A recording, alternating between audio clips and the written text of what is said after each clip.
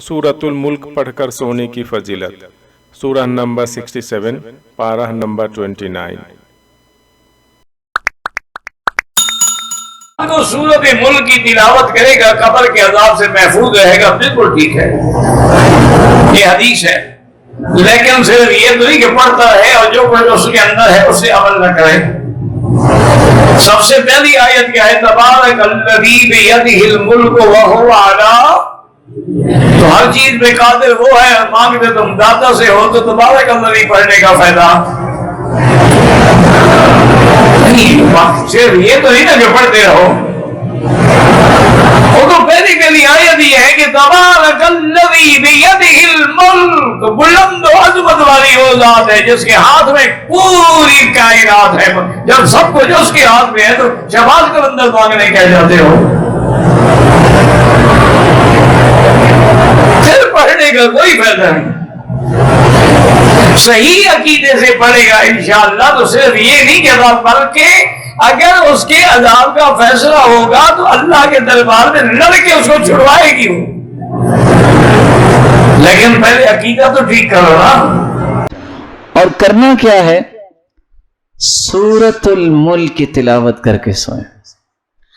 हदीस के 5 अल्फाज हैं, अल्लाहु अकबर, हियल मानिअतु मिन अज़ाबिल क़ब्र। इस सूरतुल मुल्क पढ़ के सोता है उसको कब्र का अजाब नहीं होने देगी। पहला इनाम शफ़ाअत लिसाहिबिहा, क़यामत को सफारशी बन जाएगी। बल्कि तीसरी रिवायत खासमत अन साहिबिहा, झगड़ा करेगी सूरतुल मुल्क। क्या झगड़ा करेगी? हत्ता गुफिर लह, जब तक अल्लाह अज़्ज़ल जलाल इसको बख्शेंगे नहीं उस वक्त तक ये सफारत छोड़ेगी नहीं। और 5वीं रिवायत के अल्फाज अल्लाहु अकबर, हत्ता अदखलतहुल जन्नह, जब तक ये बंदे को जन्नत में दाखिल नहीं करवा देगी ये जिद नहीं छोड़ेगी। और बल्कि 6ठी रिवायत की अल्फाज तो उससे बड़े आगे, फ़अख़रजतहु मिनन नार, ये जहन्नम में भी अगर मोमिन चला जाएगा तो ये सूरतुल मुल्क निकाल के जहन्नम से वह अदखलतहुल जन्नह, जन्नत में दाखिल करवा। सूरतुल मुल्क नबी सल्लल्लाहु अलैहि वसल्लम की चंद लाडली सूरतों में से, पसंदीदा सूरतों में से एक सूरत है।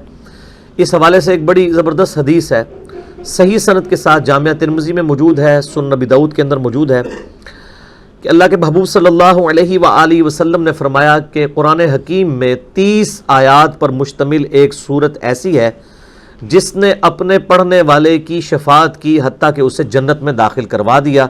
और वो सूरत है तबारकल्लज़ी बियदिहिल मुल्क, यानी ये सूरतुल मुल्क पारा नंबर 29 और सूरत नंबर है 67।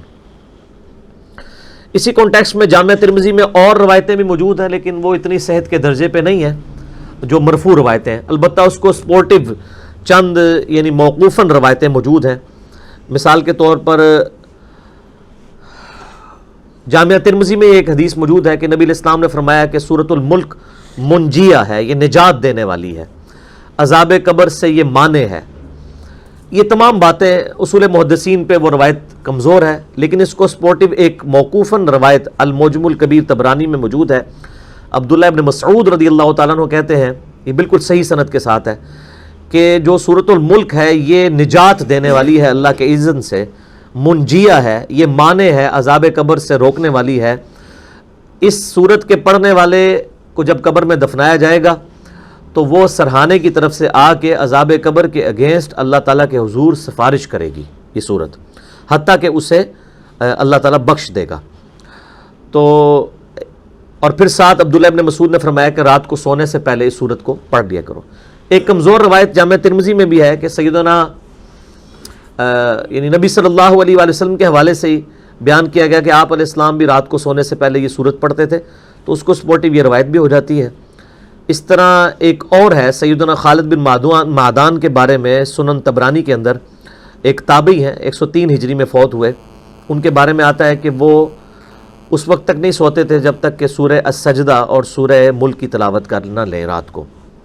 और वो कहते थे कि ये दो सूरतें अल्लाह के अजाब से निजात देने वाली صورتیں ہیں، حتیٰ کہ یہ اللہ تعالیٰ کے ساتھ جھگڑا کریں گی اس کی شان کے لائق، جس طرح ہے کہ یا اللہ یہ بندہ ہمیں پڑھا کرتا تھا، یا تو اس شخص کو چھوڑ دے یا ہمیں اپنی کتاب سے نکال دے، تو اللہ تعالیٰ ان کی شفاعت قبول فرما لے گا۔ یہ تو یعنی مطلقاً بھی روایتیں موجود ہیں۔ مسند احمد میں حدیث موجود ہے کہ نبی علیہ السلام نے فرمایا کہ روزہ اور قرآن قیامت والے دن شفاعت کریں گے، اور جس کے حق میں شفاعت کریں گے اللہ تعالیٰ شفاعت قبول فرما لے گا۔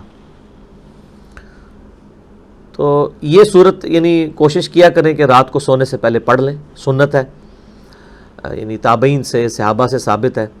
اور رات کی ڈیفینیشن اسلام کے اندر ہے غروب آفتاب کے بعد رات شروع ہو جاتی ہے، اور فجر کا وقت داخل ہونے سے پہلے یہ پوری کی پوری رات ہے، آپ کسی بھی وقت میں سے پڑھ سکتے ہیں، مغرب کے بعد بھی پڑھ سکتے ہیں، عشاء کے بعد بھی پڑھ سکتے ہیں۔ اور اگر کوئی رات کو پڑھنا بھول جائے تو صحیح مسلم میں ایک حدیث ہے کہ نبی صلی اللہ علیہ وآلہ وسلم نے فرمایا جو شخص رات کے وظائف بھول جائے یا کسی وجہ سے وہ سو جائے تو اگلے دن کی ظہر سے پہلے اگر ان کو پڑھ لے تو اللہ تعالیٰ اس کو وہی فضیلت عطا فرما دے گا۔ یعنی کتنا بڑا مارجن ہے۔ اسی کے تحت ایک دفعہ وہ شاہ محمد نورانی صاحب نے ٹی وی میں کہیں کہہ دیا آ کے کہ جس کی تراویح کی نماز رہ جائے نا تو وہ صبح اشراق کے وقت میں بے شک پڑھ لے، تو لوگوں نے کہا لو جی انہوں نے کیا بات کر دی۔ تو ان کی بات بالکل ٹھیک تھی کہ اگر کوئی رات کو سویا رہ گیا تو نفلی عبادت ہے، تو اشراق کے وقت میں بھی ایون نبی علیہ السلام کبھی بعض کا تہجد کی نماز رہ جاتی تھی تو بخاری مسلم میں آتا ہے کہ آپ علیہ السلام پھر اشراق کے وقت میں اتنے نوافل اور پڑھ لیا کرتے تھے۔